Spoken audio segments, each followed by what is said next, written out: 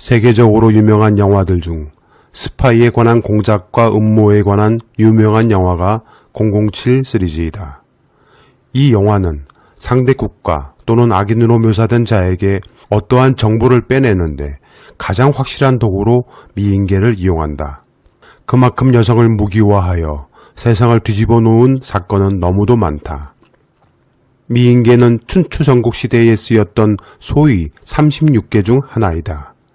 여성을 이용해 상대의 전의를 상실케 하는 계략이며 기세가 절정에 달한 적과 정면으로 부딪히는 것은 우책이기 때문에 적이 강할 때는 무언가를 헌상해서 당장의 위기를 해결해야 하는데 여성을 이용한 강괴를 통해 전세를 역전시키는 것을 말한다. 그뿐만이 아니다.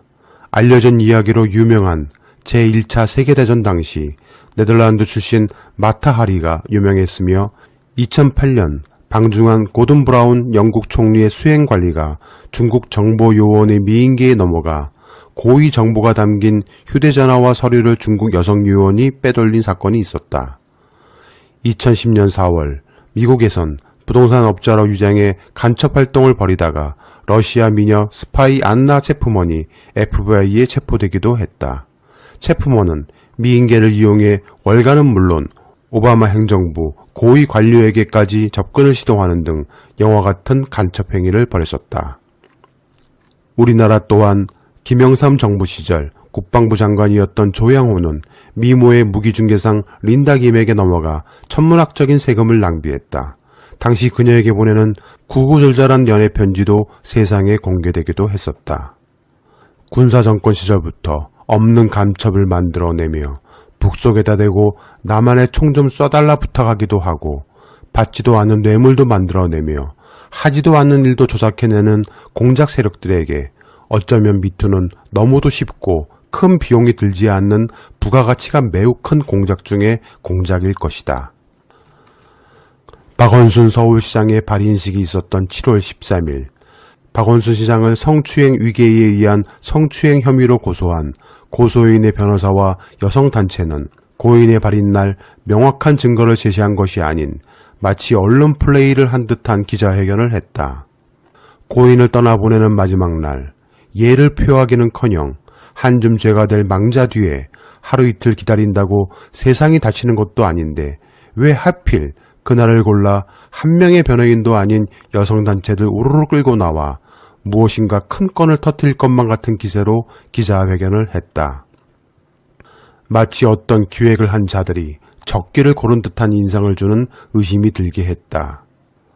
그러나 정말 혹시 무엇인가 있는 게 아닌가? 저들이 말하는 결정적 증거, 모든 사람들이 입도 떼지 못할 확실한 증거, 예를 들어 박 시장의 얼굴이 확연히 드러난 음란사진 또는 음성 녹취 파일 등 무엇인가 제시하겠구나 하는 의구심에 혹시나 하는 심정으로 기자회견을 지켜봤다. 그러나 그들이 제시한 물증은 단순히 텔레그램 비밀방 초대사진 달랑 한 장으로 고인이 위계 또는 위력에 의한 성추행을 반복했다는 주장과 말들 뿐이었다. 너무도 허탈하고 허망하기조차 한 기자회견이었다. 우리는 보아왔다. 항상 증거가 차고 넘친다는 자들이 확실한 증거가 될 만한 것을 보여준 적이 없단 사실이다. 그들의 증거는 오로지 주장과 말뿐이었다. 나는 고소인을 공격할 의도 및 생각조차 추호도 없다. 고소인의 대리인들이 기자회견 발표 후 고소인을 공격하는 사람들이 없으면 좋겠다. 문제는 기자회견 내용을 보면 피해자라 단정한 고소인에 대한 2차 피해란 단어를 굉장히 많이 쓰는데 정작 많은 사람들은 그녀가 누구인지 잘 알지도 못했다는 것이다. 오히려 기자회견을 통해 자세히 알려주는 게 아닌가 하는 생각이 들었다. 현직 서울시 공무원에 중간에 타부서로 이적한 여성 등등 너무도 많은 고소인에 대한 신상을 아주 자세히 밝혔다. 마치 2차 피해를 가라란 듯이 들렸다. 기자회견장에서 청와대 청원에 50만 명이 넘었다고 말하는 것은 여론전으로 이 사안을 몰고 가겠다는 뻔한 의도 같다는 생각을 지울 수가 없다. 그들은 확실한 증거가 있다면서 공개하지 않았다. 증거 자체가 중요한 것이 아니라 여론전으로 이 사안을 오래 끌고 가려는 목적이 있다란 합리적 의심이 들었다. 정말 고소인의 피해를 염려하고 하루빨리 이 사안을 정리할 생각이라면 빼도 박도 못할 결정적 증거를 제시함으로써 사건을 종결하고 다시는 이러한 권력을 이용한 권력자들의 위력에 의한 성폭력이 자행되지 않도록 대책을 마련하는 것이 여성단체가 해야 할 일이 아닌가 생각됐다. 기자회견은 막말이나 망언 등 실제 2차 피해라고 불리우는 것들이 발생하도록 유도하고자 하는 듯 보인다. 그래야 기자회견에서 밝힌 대로 그런 막말자들을 대상으로 고소를 하여 또 다른 이슈를 만들고 여론전을 형성할 수 있으며 그만큼 오랜 시간을 두고 이 사안을 가져갈 수 있기 때문이다. 여성단체들이 하는 행동은 스스로 여성들의 인권을 보호하는 것이 아닌 더욱 여성의 입장을 곤란하게 만들고 남녀를 성대결 양상으로 몰고 가는 듯했다. 논란으로 발생한 이득에 관심이 더 많은 것 같은 합리적 의심마저 든다.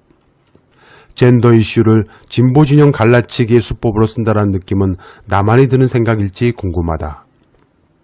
그들은 왜 이 시점을 노렸을까? 고소장에서 그녀는 4년간 성추행이 지속되었다고 한다. 그러나 그녀는 미투 운동이 한창일 때는 침묵했다.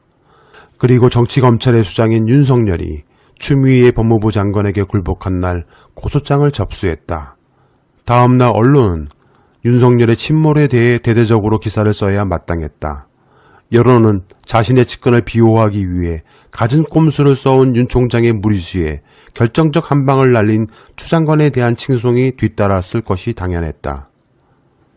그러나 모든 언론은 박원순 시장의 실종 기사를 날렸다. 그리고 몇 시간 지나지도 않아 월간 조선은 박원순 시장 사망이라는 기사를 내보냈다. 이어서 기다렸다는 듯이 로통뉴스, 투데이 코리아, 충청리뷰, 뉴스에듀신문, 서울일보, 펜앤드마이크, 아시아뉴스통신 등 수많은 언론들이 경찰은 아직도 수색을 하고 있었고 진짜 시신 발견을 정식 발표하기 6시간 전부터 대대적으로 오보를 남발했다. 어떤 근거였을까? 아니면 말고식의 기사였을까? 아니면 어떤 확실한 무엇이 있었을까?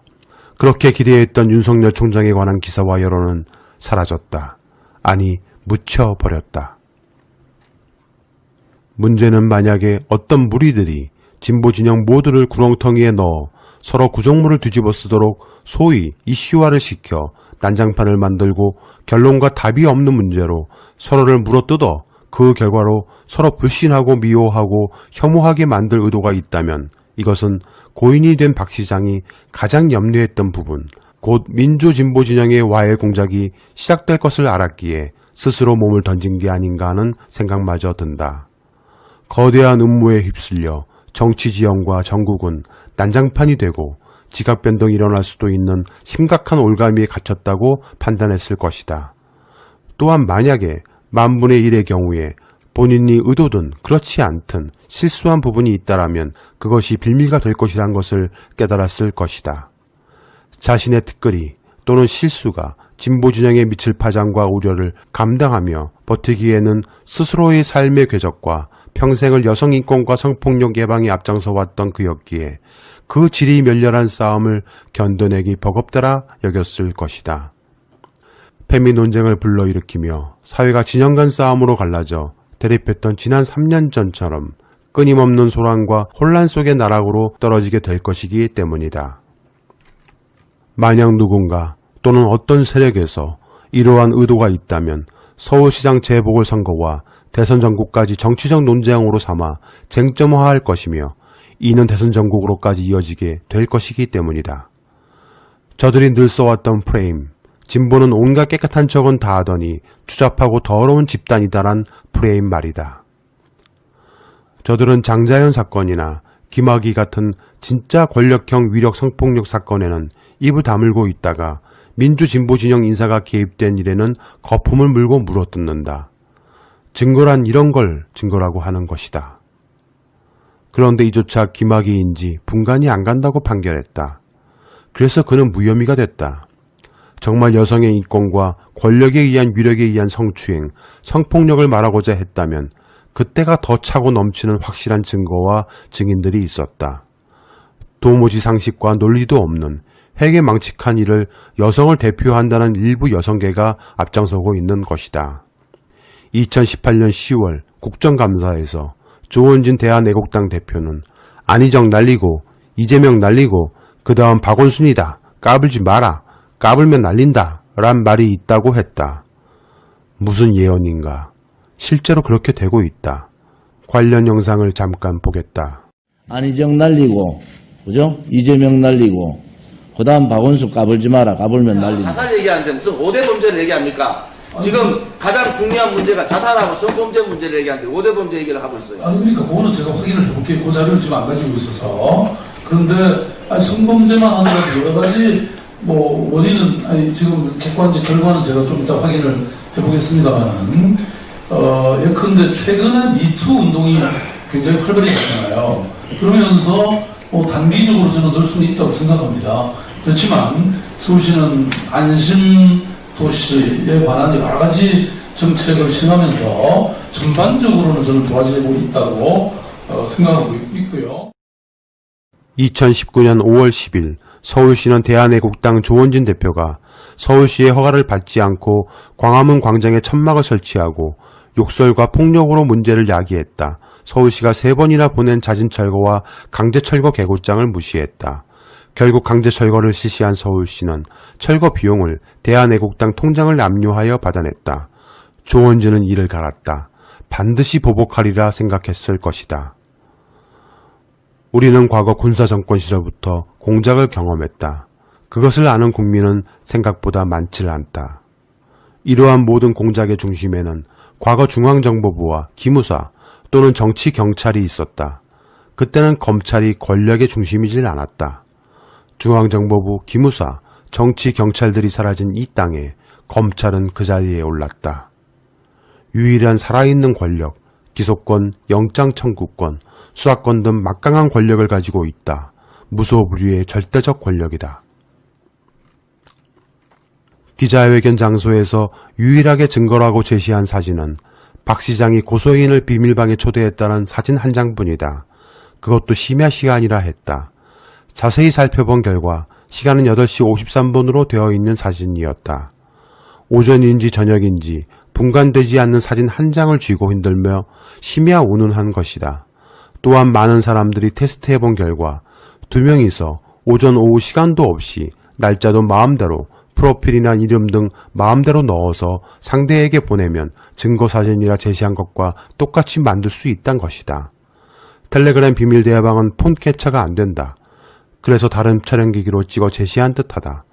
그런데 증거라고 내보인 화면은 대화방 처음 개설할 때인 걸로 보이는데 그럼 개설하자마자 아무 내용도 없는 채팅방을 찍어뒀다는 것일까?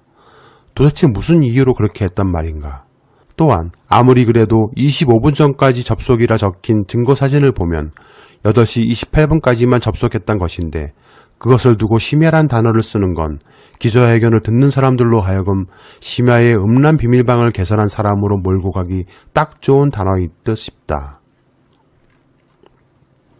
범죄심리학자인 이수정 경기대학교 범죄심리학과 교수는 13일 CBS 라디오 시사자키 정관용입니다와 인터뷰에서 초기 공소권이 없다라는 식의 경찰 발표 타이밍이 적합한지 사실 굉장히 의문이었다며 여러 사람들에 의해서 만약 성추행 의혹이 은폐되거나 조직적으로 사건화하지 않기 위한 어떤 시도가 있었다면 지금 밝혀야 되는 거 아닌가 생각한다고 말했다.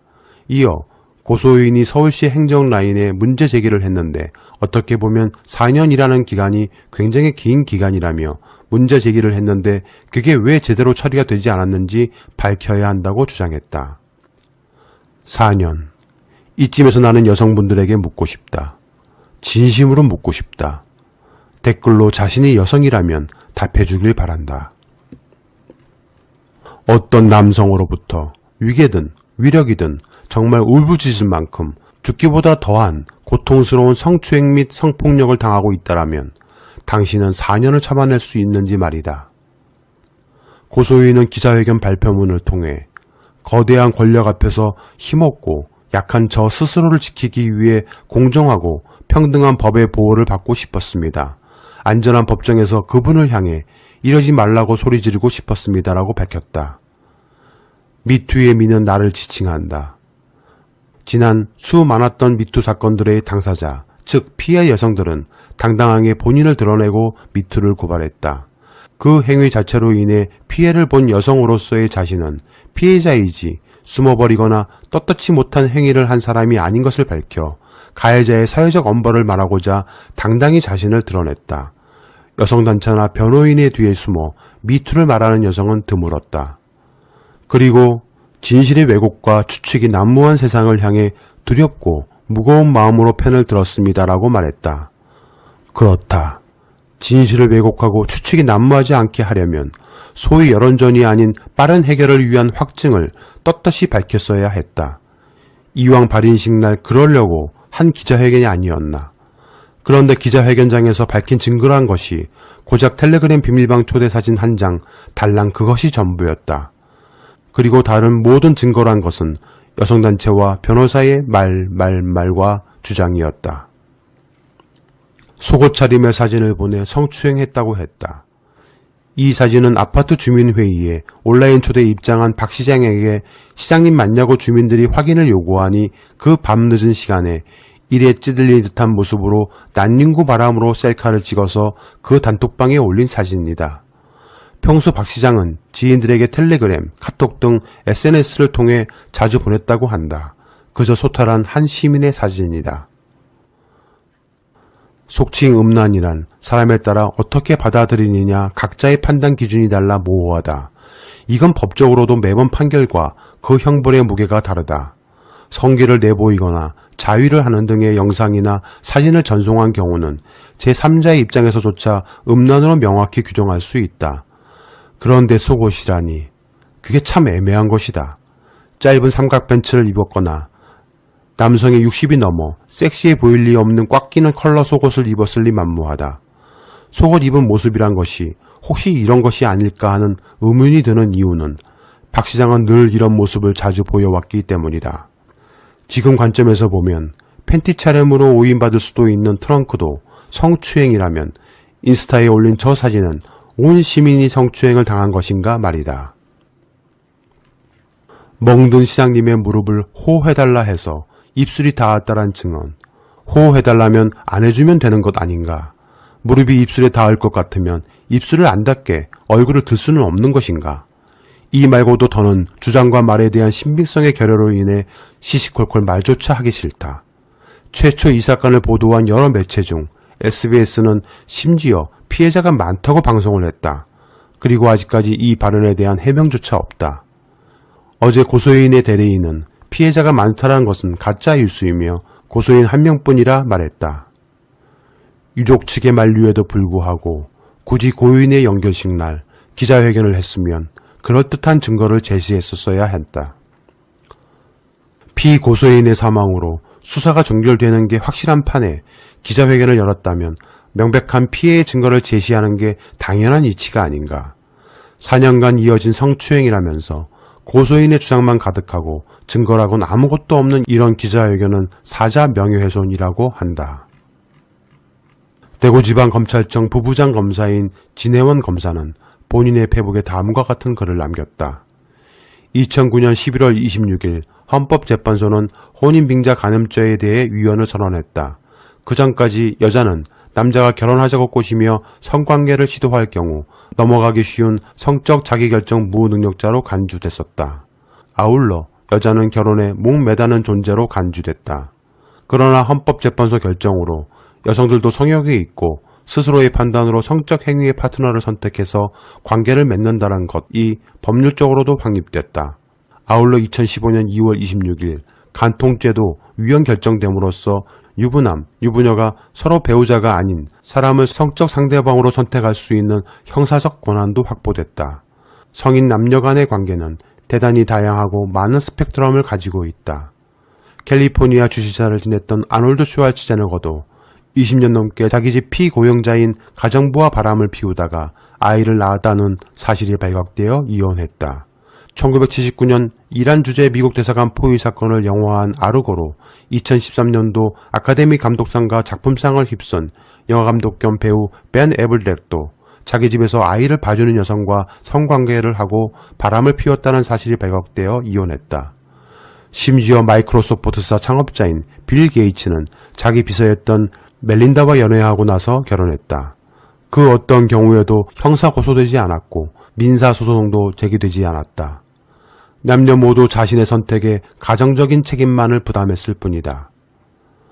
그런데 우리는 갑자기 남성이 업무상 상사일 경우 여성은 성적 자기결정 무능력자가 되어버리는 대법원 판례가 성립됐다.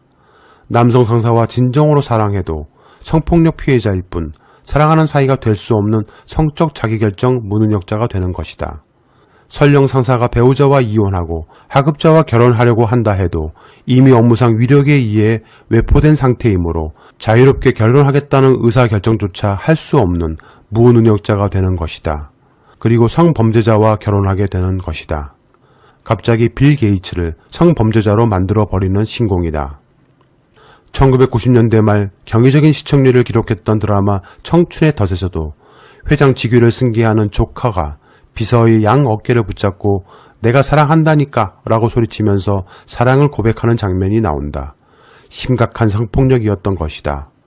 아울러 같은 드라마에서는 회장의 조카가 회사의 대리와 사귀고 동침하는 장면이 나오는데 조카가 업무상 우위에 있으므로 이 또한 성폭력이라고 할 수 있다. 그런데 알고 보면 대리는 조카에게 계획적으로 접근한 것이었다. 그러나 대법원 판례대로라면 계획이고 뭐고 업무상 상하관계면 무조건 상사에 의한 성폭력이 성립된다. 결국 청춘의 덫은 상급자에 의한 성폭력이 난무한 몹쓸 드라마였는데 전 국민의 50%가 빠져들었던 것이다. 여성이자 페미니스트이자 법률가의 한 사람인 입장에서 개인적으로는 위와 같은 대법원 판례는 성인지 감수성의 공감대 형성을 한참 넘어선 여성의 성적 자기결정권의 의미에 대한 법률상 심각한 후퇴라고 생각한다. 사회 성적 관계가 발생하는 사람이 어떤 시점에서 위력에 의해 외포되었고 어떤 시점에서는 자기 감정이나 계획으로 임했는지 아니면 처음부터 불륜 또는 연애였는지 아니면 처음부터 끝까지 희롱 또는 위력이었는지 아니면 진지한 연애였는지 외도였는지 구별해서 판단해 주는 것이 법률가의 역할일 뿐만 아니라 그렇게 해야만 여성 또는 하급자가 성적 자기결정권의 무능력자임을 호소하지 않고 당당하게 자신의 성적 의지와 욕구를 주장할 수 있는 배경을 형성해 주게 된다고 생각한다. 라고 페북에 적었다. 그리고 진해원 검사는 이어지는 다른 글에 권력형 성범죄란 제목을 달고 자수합니다. 몇 년 전 그때 권력기관에서 일하고 있었던 것 같습니다. 종로에 있는 갤러리에 갔다가 평소 존경하던 분을 발견했습니다. 한 분도 아니고 두 분이나 냅다 달려가서 덥석 팔짱을 끼는 방법으로 성인 남성 두 분을 동시에 추행했습니다. 증거도 제출합니다. 페미니스트인 제가 추행했다고 말했으니 추행입니다. 권력형 다중성범죄입니다. 현 상태에서 본인이 주장하는 내용 관련 실체 진실을 확인받는 방법은 여론재판이 아니라 유족을 상대로 민사소송을 해서 판결문을 공개하는 것입니다. 민사재판도 기자들에게 알리지 않고 조용히 진행하면 2차 가해니 3차 가해니 하는 것 없습니다. 민사재판에서도 증거 능력과 신빙성을 다투게 됩니다. 그리고 주장 자체로 그러한 행위, 예컨대 팔짱을 끼면서 사진을 촬영한 본자와 같은 행위가 손해배상 책임을 발생시키는 불법 행위인지도 법관이 판단하게 됩니다. 본인의 주장과 진술 및 증거가 진실한지에 대해 피고 측 법률가들이 다투고 결론은 제3자인 법관이 판단해서 내린다는 점에서도 형사재판과 크게 다르지 않습니다. 편집된 증거나 원문을 확인할 수 없는 자료의 경우 신빙성이 부인될 가능성이 높다는 점도 유사합니다. 큰 차이는 형사는 자기 비용 안 들여도 국가가 다 알아서 진행하지만 민사는 소제기 단계와 사실조회 신청 단계에서 필요한 비용을 본인이 지불해야 하고 패소할 때에는 상대방의 소송 비용까지 자기가 부담한다는 것, 그리고 원칙적으로 비공개로 진행한다는 것입니다. 그리고 여론재판은 고소장만 내주세요. 나머지는 우리가 알아서 해요. 집단이 두루 연맹을 맺고 있어 자기 비용이 전혀 안 들고 진실일 필요도 없다는 점입니다. 그런데 고소장 접수 사실을 언론에 알리고 고인의 발인일에 기자회견을 하고 선전적 증거가 있다고 암시하면서 2차 회견을 또 열겠다고 예고하는 등 넷플릭스 드라마 같은 시리즈물로 만들어 흥행몰이와 여론재판으로 진행하면서도 그에 따른 책임은 부담하지 않겠다는 태도를 보인다면 해당 분야 전문직 및 종사자들에게는 회의와 의심을 가지게 만드는 패턴으로 판별될 여지가 높습니다. 진실을 확인받는 것이 중요한지, 존경받는 공직자를 사회적으로 매장하는 여론재판이 중요한지, 본인의 선택은 행동으로 나타날 것이고 시민들은 그것을 비언어적 신호로 삼아 스스로 진실을 판단할 것입니다. 심지어 제가 성인 남성 두 분에게 감금당했다고 주장하면서 이 사진을 내도 되는 거죠. 많은 분들이 여쭤보셔서 이 사안 관련해서 댓글로 기재합니다. 1. 사건의 종결 사유. 수사와 형사재판의 정의는 범인의 발견과 처벌을 목적으로 하는 절차라서 피고소인 피고발인이 운명을 달리하시면 그 순간 중단하도록 법률과 대통령령으로 규정되어 있습니다. 재판 중이면 공소기각 결정, 수사 중이면 공소권 없음의 불기소 결정입니다. 법령에 명백히 규정되어 있고 절차의 추가 진행 필요성이 없는데도 사건을 더 수사해야 한다고 주장하시는 분들이 계시다고 들었습니다. 자신들의 사리사욕을 위해 국민 전체를 위해 일해야 하는 공무원들을 동원하라는 것으로 이해하시면 됩니다. 공인의 자격이 없다고 생각합니다. 2. 명칭과 지위. 정상적으로 목적 없이 실체 진실을 밝히기 위해 고소장을 접수하고 수사가 진행되는 경우 고소인이나 고발인은 수사 단계에서는 그냥 고소인, 고발인입니다. 수사가 종결돼서 불기소 결정을 하게 되면 그냥 고소인, 고발인으로 남습니다. 수사 종결 후 검사가 피고소인, 피고발인의 혐의가 인정된다고 판단해 재판부에 회부될 경우 그 순간 비로소 고소인에게 피해자라는 지위가 부여됩니다. 현재 고소장만 접수된 단계로 알고 있는데 벌써부터 피해자라고 프레임을 짜는 분들은 경계해야 합니다. 법치주의의 기본 원칙과 무죄 추정이라는 헌법상 원리를 언제든 경시할 준비가 된 분으로 보셔도 무방할 것 같습니다. 3. 후레와 나쁜의 차이에 대해선 기레기와 기덕이의 차이 정도가 아닐까 생각합니다. 4. 성폭력 전담 당시 처리 전력. 고소사건의 절반 정도 기소하고 절반 정도는 불기소하고 불기소 사건의 절반 정도는 무고죄로 기소하거나 무고는 인정되더라도 초범이라는 사유 등으로 기소유예의 불기소 결정을 하는 경우는 그러한 사유를 상세히 기재해서 무고 피해 남성이 나중에 민사소송을 하거나 국가배상 청구를 할 때 활용할 수 있도록 했습니다. 실제 진실을 발견하기 전에 종교재판, 원님재판을 해버리는 사람들을 항상 경계해야 한다고 생각합니다. 개인적으로는 정치적 목적 달성을 위해 사법기관을 장기판의 말처럼 활용하려는 사람들을 가장 경멸합니다. 라고 페북에 글을 올렸다. 고소인의 변호사인 김재련 변호사의 남편인 유재웅 전 YTN 기획조정실장은 뉴스타파보다 먼저 이건희 삼성전자 회장의 성매매 영상을 제보받았으나 보도하지 않는 사실이 드러나 논란이 일었던 인물이다. 만약 이것이 사실이라면 그의 남편은 성매매 제보를 방송하지 않은 방조자였다. 그녀는 남편을 고소해야 하는데 되려 YTN 기자들을 대상으로 명예훼손 고소를 제기했었다. 그러나 형사고소권은 무혐의로 불기소 처분이 났고 민사소송도 김 변호사가 패소했고 YTN 기자들이 승소했다. 당시 사회부장이었던 유 전 기소실장은 삼성 측에 제보 사실을 알려 삼성과 제보자를 연결시켰다는 의혹을 받았다. 또한 YTN 기자들은 2014년 세월호 참사 국면에서 당시 유재용 사회부장이 유가족들이 보상금을 더 뜯어내려고 집회를 하는 것이라며 부당한 취재 지시를 했다고 고발했다. 류 부장이 인사팀장을 거쳐 기조실장으로 승진하는 동안 박근혜 정부의 국정농단과 탄핵 이슈를 제대로 보도하지 못했다고 했다. 보수의 편에서 다양한 일을 했다는 것을 말하고 싶지는 않다.